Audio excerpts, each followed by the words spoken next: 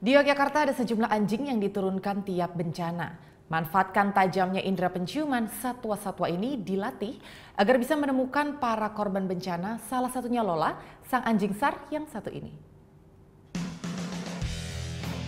Terjun ke wilayah bencana untuk mencari korban bukan hal baru bagi Lola, salah satu anggota unit Satwa K9 Polda DIY.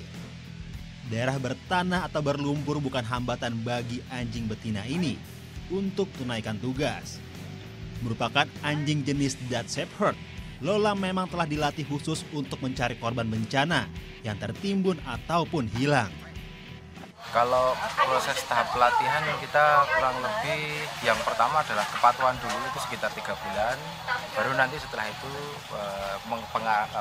spesifikasi lebih khusus lagi. Mau yang ke SAR-SAR, ke narkoba-narkoba, ke bahan peledak. Kebetulan si Lola ini kita arahkan ke SAR. Berkat keahliannya, tim SAR bisa segera temukan para korban.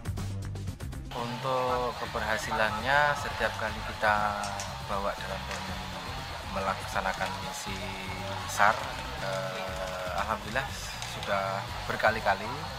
Kemudian untuk penugasan terakhir kita kemarin pada awal 2018 itu di Kulon Progo kita menemukan titik untuk penemuan korban yang tertimbun longsor juga sama.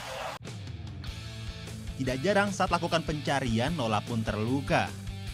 Tapi ini tidak menyurutkan semangat anjing SAR berusia 7 tahun ini untuk mencari korban. Selamat Lestioro melaporkan untuk NET.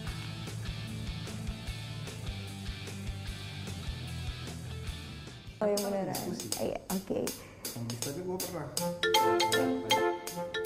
Nah, udah kan nonton beritanya? Jangan lupa di subscribe, di like, dan juga di komen ya akun YouTube dari Net Bali.